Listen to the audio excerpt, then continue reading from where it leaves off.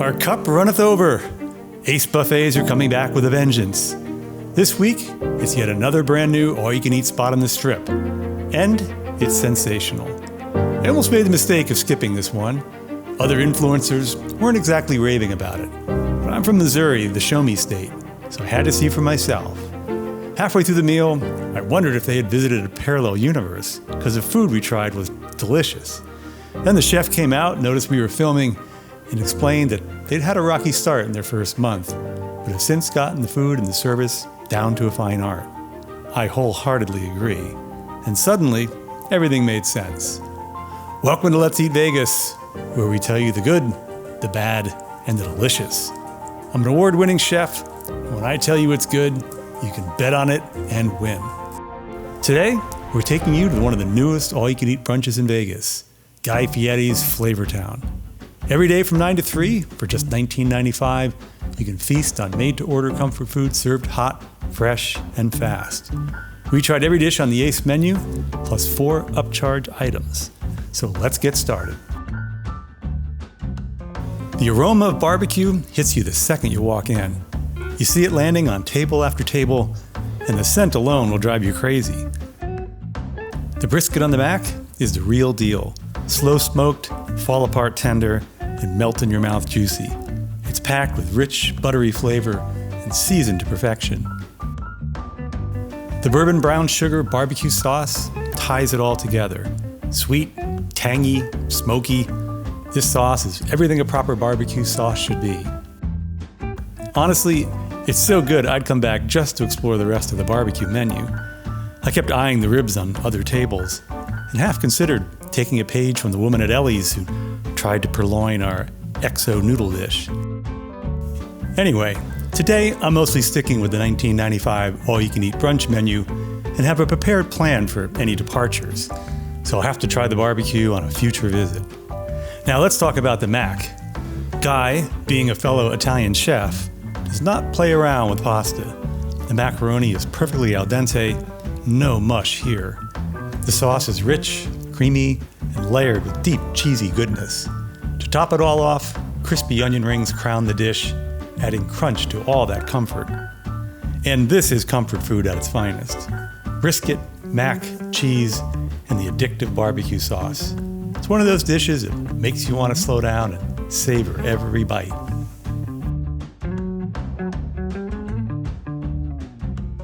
I was extremely hungry when I got here, so I only glanced at the menu and quickly ordered the Caesar. After one bite, I instantly thought to myself, this is a classic. Only then did I notice its name on the menu, Classic Caesar. Okay, makes sense. First off, these Parmesan crisps are a showstopper. They're light, sharp, and so perfectly crunchy, they'd make even the best crackers jealous. This salad is built with all the right elements a Caesar should have. Crisp chilled romaine, golden house-made croutons, real anchovy, garlic, lemon, and a hit of Worcestershire. The dressing brought me straight back to the Caesar's Grill in Tijuana, where the salad was born in the 1920s, and later to those high-end dining rooms where they would prepare it tableside with all the showmanship. Don't get me wrong, I enjoy the lighter, creamier, Vegas-style Caesar you see all over town, but this is the real deal. An old school, original, and a mirror of the version I served in my own restaurant for years. A true treat, prepared the way it was originally intended.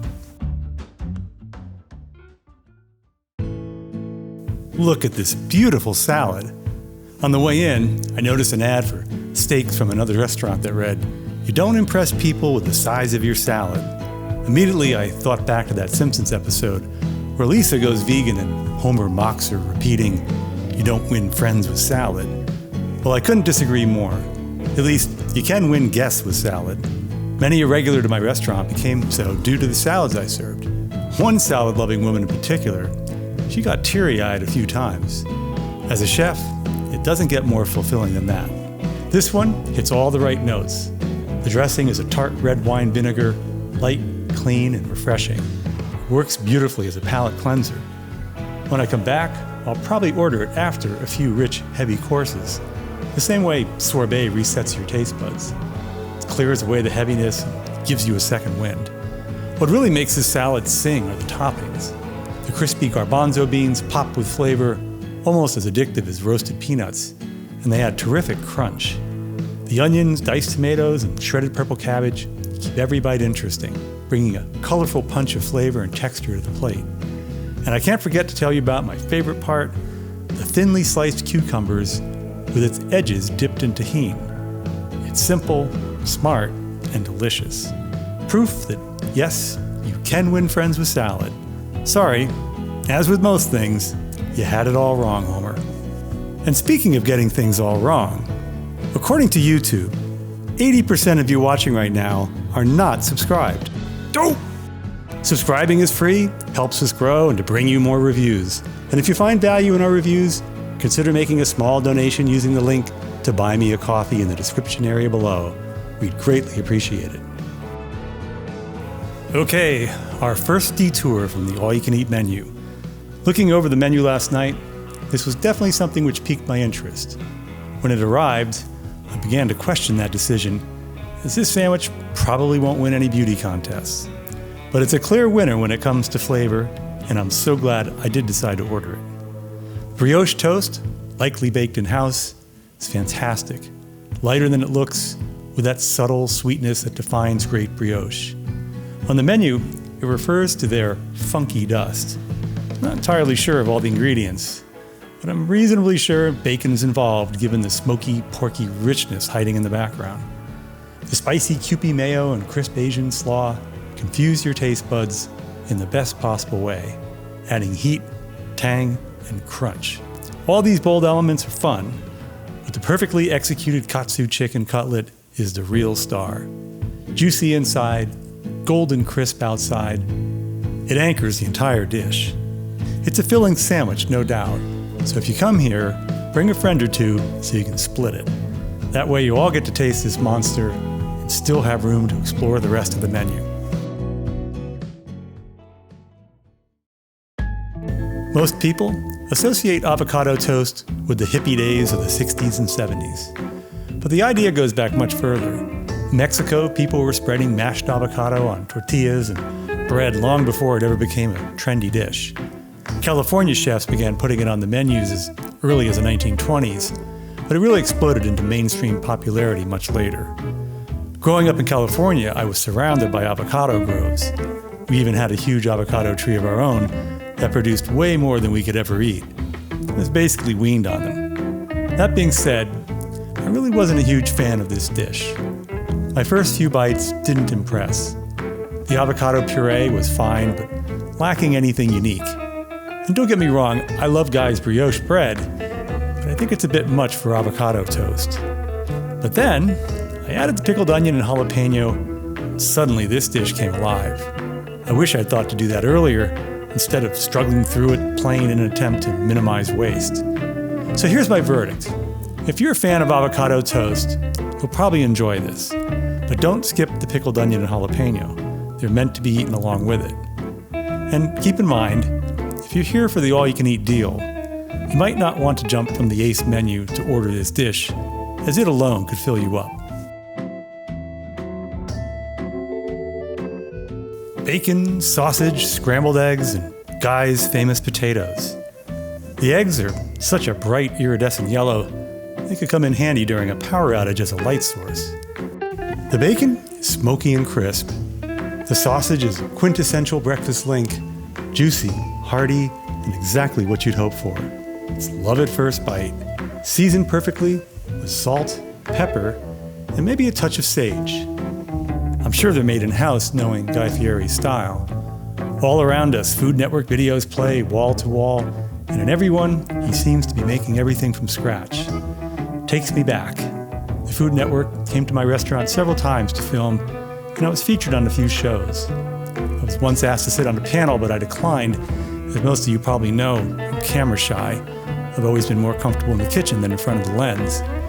Since I'm now doing reviews, it comes in handy because I prefer to stay anonymous, so restaurants never see me coming, and I can get an experience as close to real as possible.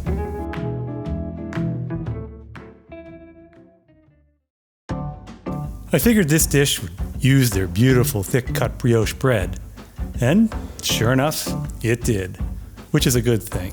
The bread could have used a little more soaking for that custardy richness, but maybe this is how Guy's family recipe was always meant to be. Feels more like a home-style version than a 5-star amped-up take, and in the end, I like that very much.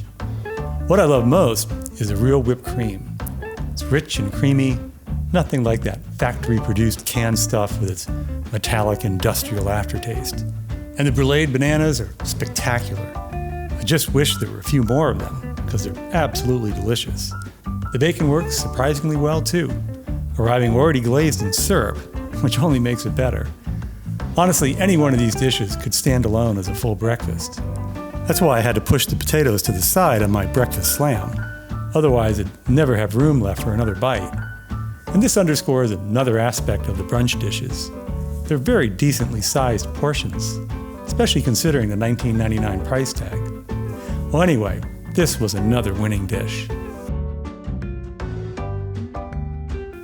Chicken and waffles have been a Southern classic since the 1930s, when Harlem's late-night jazz crowd craved something hearty, but not too heavy.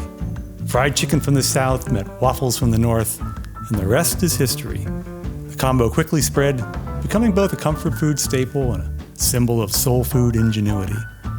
This is yet another detour item, and for a $5 upcharge, it's totally worth it. This is one of the dishes I heard a few influencers saying they didn't like. Well, I have to imagine either this is one of the items Flavortown has reworked, or the influencers I watched took another trip to a parallel universe. These waffles are just a fantastic texture, light, crispy, fluffy on the inside. The other thing I heard other YouTubers complain about was that the food arrived cold to the table. Well, I can only speak for what I have here in front of me, and the chicken and waffles is piping hot, fresher than fresh, and absolutely delectable. This chicken has been brined so it's tender and moist, then battered in a crispy, almost grease-free crust that practically shatters when you bite into it. As many of you know, I was famous for making some of the best fried chicken in LA, thanks to my Southern moms and grandmas' influence, and of course their legendary recipe they passed down to me. I have to say that this is some of the best fried chicken in Vegas that I've tasted. The waffles infused with jalapenos and cheddar, you can taste it in every mouthful. The jalapenos hit you with a little shockwave of heat, and the cheese cools you down with a slightly creamy, subtle note. And here's a pro tip.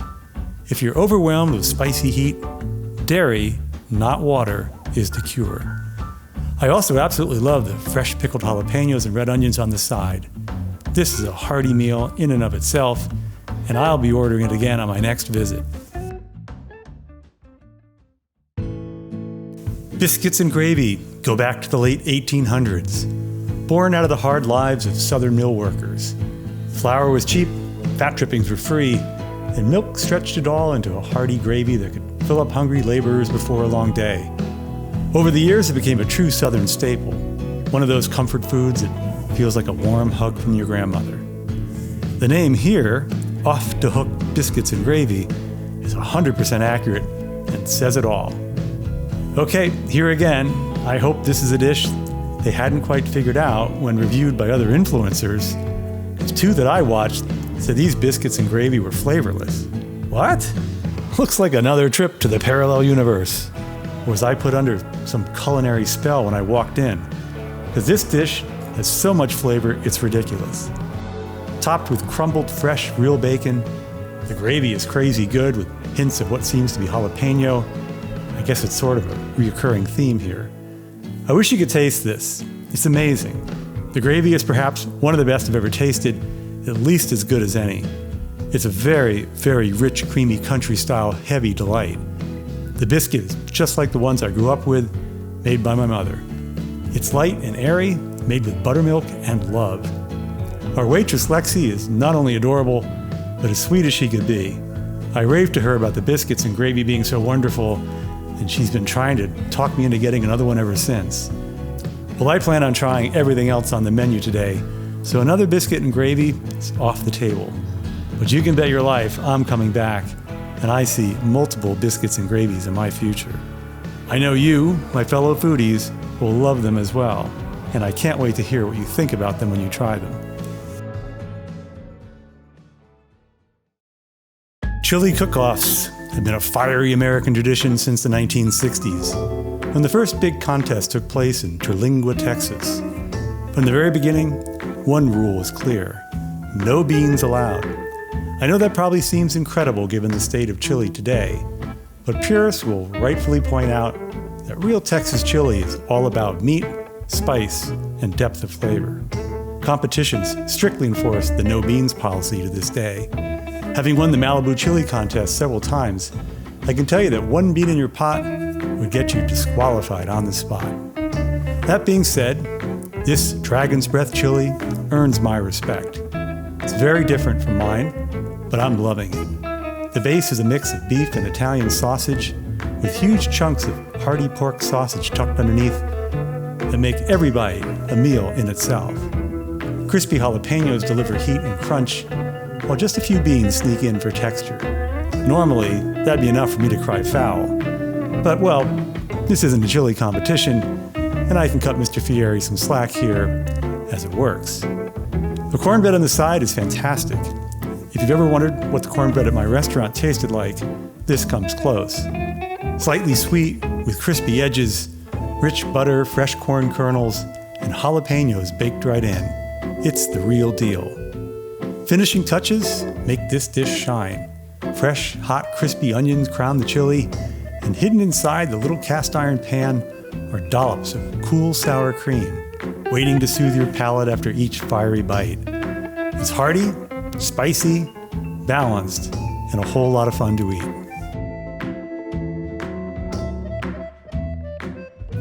For a $10 upcharge, this dish with a 7-ounce cut steak is a steal. I was at a big-name steakhouse on the Strip just the other day, and let's just say I left unimpressed. Their so-called 14-ounce New York steak was barely bigger in weight and a whole lot bigger in price. Truth is, I've noticed steaks all over Vegas shrinking in size as meat costs climb. But as a reviewer, what matters most is flavor. And this steak delivers. It's flame-seared with a gorgeous char. I ordered it rare, and it's perfect. But as always, ask for it the way you like it.